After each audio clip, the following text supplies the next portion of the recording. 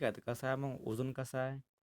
Ozone is thermodynamically unstable with respect to oxygen since it decomposes into oxygen result in the liberation of heat. Delage is negative and increase in entropy. हे बघितलं आपण ना, त्याचं काय होतं, entropy पण वाढते. तर पुढं बघा की this two effect reinforce each other, म्हणजे काय तिथं एन्ट्रॉपी पण वाढली आणि एनर्जी पण तिथं वाढली, म्हणजे तिथं एनर्जी रिलीज झाली. ठीक आहे. रेनफोर्स इच अदर म्हणजे काय एकमेकाला कॅन्सल करतात. रेनफोर्स म्हणजेच काय, कॅन्सल करणं एकमेकाला. रिझल्टिंग इन लार्ज निगेटिव्ह गिव्स एनर्जी चेंज. तर याच्यामुळं डेल जी जो असतो त्याला आपण गिव्स फ्री एनर्जी असं म्हणतो, तो कसा तो त्याच्यामध्ये खूप चेंज होतो.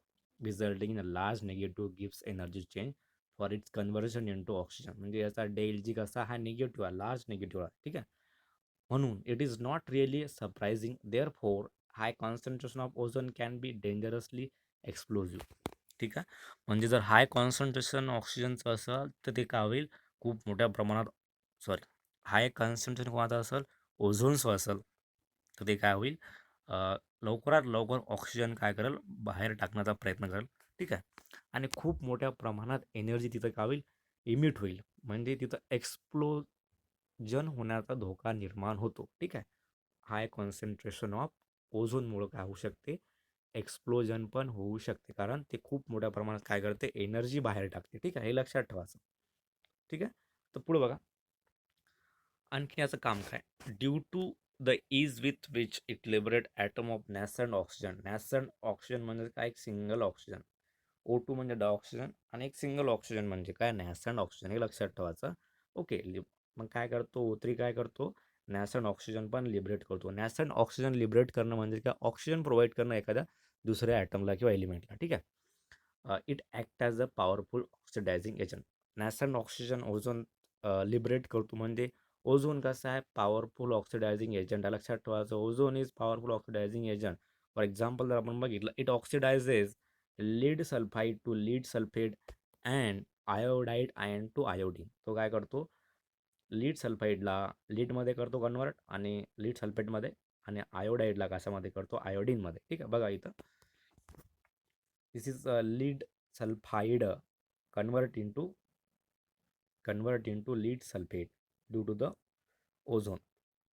त्याचप्रमाणे this iodide ion convert into iodine with the help of this ozone. हे सर्व रिॲक्शन्स आहेत, तुम्ही एकदा ते बघून घेता. ठीक आहे.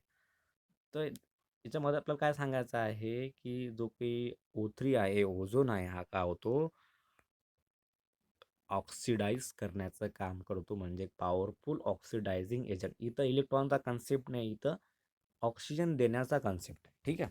त्याला आपण म्हणतो पॉवरफुल ऑक्सिडायझिंग एजंट. ठीक आहे. पुढे बघा आता, when ozone react with an excess of potassium iodide solution buffer with borate buffer. ते लक्षात घ्यायचं आहे, पॉईंट महत्त्वाचा आहे, की जेव्हा वेन ओझोन रिॲक्ट होतो एक्सेस पोटॅशियम आयोडाईड सोबत, म्हणजे KI सोबत, बफर विथ बोरेट बफर. आता बफर म्हणजेच काय, हे सोल्युशन राहते. ठीक आहे. तर याचा उपयोग काय आहे, की समजा हे सोल्युशन आपण जर एखाद्या सोल्युशनमध्ये टाकलं, बफरला एक pH राहते, त्याला स्वतःची pH राहते. तर when we put buffer solution in any solution, तर त्या सोल्युशनची pH काही चेंज होत नाही. ठीक आहे. त्याच्यावर ॲसिड किंवा बेसिकचा काही परिणाम होत नाही. त्याला आपण म्हणतो बफर सोल्युशन. ठीक आहे. बफर म्हणजे ते pH मेंटेन करण्याचं काम करेल. समजा आपल्याकडे एक, समजा फॉर एक्झाम्पल NaCl आहे. समजा आपल्याकडे H2SO4 आहे. ठीक आहे. NaCl नाही, आपण H2SO4 घेऊ. त्याचं pH ही 3 वगैरे आहे असं म्हणू. समजा 3 आहे. त्यात आपण बफर टाकलं. त्यात आपण बोरेट बफर टाकलं समजा. सोल्युशनची pH झाली आता 5. ठीक आहे. मग आता 5 जी की याची हे झाली pH, तर ते 5च राहील. आता वरून आपण काही पण ॲड केलं तर सोल्युशनची pH 5च राहील. त्याला आपण म्हणतो बफर. म्हणजे pH मेंटेन करण्याचं काम काय करेल, बफर करत असते. ठीक आहे. मग काय केलं आपण, ओझोन घेतला, एक्सेस पोटॅशियम आयोडाईड घेतला, solution buffer with the borate buffer. म्हणजे पोटॅशियम आयोडाईडमध्ये आपण काय केलं, बोरेट बफर टाकलं, आणि pH मेंटेन कितीवर आहे आता, 9.2 आहे. ठीक आहे. मग या केसमध्ये काय होईल, iodine is liberate which can be titrated. म्हणजे याच्यामध्ये काय आता आयोडीन लिबरेट होईल. असं केल्यावर आपण आयोडीन तिथं लिबरेट होईल. आयोडीन गॅस फॉर्ममध्ये असतो तर लिबरेट होईल. which can be titrated against standard solution of sodium thiosulfate. Sodium thiosulfate Na2H2SO4. Sodium thiosulphate सोबत जो काही आयोडीन बाहेर पडला त्याला आपण टायट्रेट केलं. टायट्रेट काय हे तुम्हाला नंतर पुढे शिकायला मिळेल. ठीक आहे. तर टायट्रेट केल्यावर काय होते, this is a quantitative method for estimation of O3 gas. ठीक आहे. मग काय केलं आपण की आयोडीन काय केला, लिबरेट झाला, त्याला आपण काय केलं, टायट्रेट केलं. कशासोबत सोडियम थायोसल्फेट सोबत. तर this is the quantitative method for estimating O3 gas. तिथं आपण O3 गॅस आहे असं सांगू शकतो किंवा एस्टिमेशन आपण करू शकतो कशाचं, O3 गॅसचं. ठीक आहे. तर this is about the reaction of ozone. Reaction of this is the reaction of potassium iodide. मग आता पुढे जाऊ आपण. आता आणखीन काही एक्सपेरिमेंट केला गेले की त्याच्यामध्ये काय होते, तर बघा आता आपण काय म्हटलं इथं की liberated iodine titrate against sodium thiosulphate to determine ozone. तर याचा जर की महत्त्वाचा उपयोग कशासाठी असतो, ओझोन डिटरमाइन आपण करू शकतो की दिलेल्या रिॲक्शनमध्ये ओझोन किती आहे ते आपण करू शकतो. काय करून, टायट्रेट करून आयोडीन गॅस सोडियम थायोसल्फेट सोबत. कारण आयोडीन गॅस हा जो आहे ना, हा केव्हा निघतो, जेव्हा तिथं काय असेल, ओझोन असेल. ठीक आहे. पण आयोडीनचं जे की आपल्याकडे आपण टायट्रेट करू त्याचं जे की रिझल्ट येईल, जे की आपल्याकडे एक्सपेरिमेंटचे रिझल्ट येतील ते असेल आपल्या आयोडीनचे रिझल्ट पण. ठीक आहे. म्हणजे आपण आयोडीनची क्वांटिटी तर काढू शकतो, याला आपण म्हणतो क्वांटिटेटिव्ह मेथड. ठीक आहे. आता पुढे बघू. Experiment have shown that nitrogen oxide म्हणजे NO. ठीक आहे. NO म्हणजे नायट्रोजन ऑक्साईड. आता हा पॉईंट महत्त्वाचा आहे. Nitrogen oxide, particularly nitric oxide म्हणजे कोण, NO, nitrogen monoxide, combine very rapidly with ozone and there is thus possibility that nitrogen oxide emitted from exhaust system of supersonic jet aeroplane might be slowly depleting the concentration of ozone layer in the upper atmosphere. तर याचा अर्थ लेखरो असा होतो की जे की नायट्रोजनचे oxide आहे त्याच्यामधला नायट्रस ऑक्साईड म्हणजे कोण सॉरी नायट्रस नाही, नायट्रिक ऑक्साईड म्हणजे नायट्रोजन मोनॉक्साईड. नायट्रस ऑक्साईड म्हणजे N2 होत्या.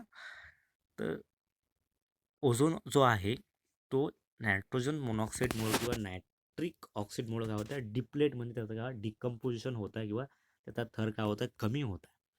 मग आता हा NO आला कुठं, वर हवेमध्ये, तर तो आला कशापासून, सुपरसॉनिक जेट. विमानं वगैरे असतात, विमानं, त्याला आपण सुपरसॉनिक जेट म्हणू.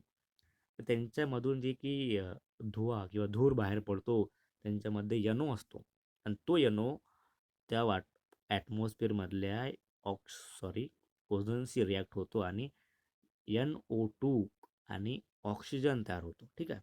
म्हणजे काय होते इथं की nitric oxide combine with ozone and there is the possibility that nitrogen oxide म्हणजे NO emitted from the exhaust system from supersonic jet aeroplane might be slowly depleting the concentration of the ozone layer in the upper atmosphere. बघा इथं NO मुळे काय होत आहे, ओझोनचं काय होतं आहे, प्रमाण कमी होत आहे. ठीक आहे. मग NO कुठचा आला, हा जेट म्हणून किंवा विमानामधला तो आहे. ठीक आहे. आता पुढं बघा, another threat to this ozone layer म्हणजे आणखीन कोणते कारण आहे ज्यामुळे ओझोन कमी होत आहे, is probably posed by the use of freon which are use in the aerosol spray and refrigerants. तर फ्रेऑन जो आहे म्हणजे क्लोरोफ्लोरोकार्बन जो गॅस असतो. फ्रेऑन काय, क्लोरोफ्लोरोकार्बनचा प्रकार आहे. ठीक आहे. आपल्याला माहीत आहे, it is come from fridge. ठीक आहे. फ्रीजमधून तो बाहेर पडतो. Which are use in aerosol म्हणजेच काय, जे की स्प्रे असतात ज्याच्यामधून लिक्विड बाहेर पडते, आणि रेफ्रिजरंट्समध्ये आणि एरोसॉल स्प्रेमध्ये जे की आपण फ्रेऑन वापरतो, तर त्याच्यामुळं पण काय होतं, ओझोनचं डिप्लेशन किंवा त्याचा थ्रेट म्हणजे नाश होत आहे. कशाचा, ओझोनचा, ड्यू टू दिस फ्रेऑन. लक्षात ठेवायचं, फ्रेऑनमुळं. ठीक आहे. पुढं the two oxygen bond length. आता स्ट्रक्चर बघू आपण की what is the structure of this ozone. तर two oxygen bond length in ozone, जे की हे जे की बॉन्ड आहे ऑक्सिजन हा आणि हा, ते बॉन्ड लेंथ सारखी आहे. ठीक आहे. जरी इथं डबल बॉन्ड असेल तरी ते काय सारखी आहे. बघा The two oxygen bond length in the ozone is molecule is identical. 128 पिकोमीटरचा bond आहे हा पण आणि हा पण, ठीक आहे. अँड मॉलिक्युल इज अँग्युलर आहे. याचा अँगल कितीचा आहे हा 117 डिग्रीचा, ठीक आहे. It's resonance hybrid of two main form. This is called resonance hybrid आहे, ठीक आहे, of to structure.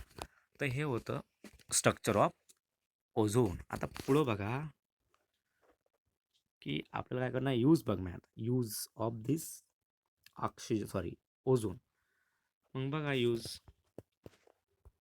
It is use as germicide, म्हणजे जर्मला मारण्यासाठी त्याचा उपयोग होतो. जर्मिसाईड, ठीक आहे.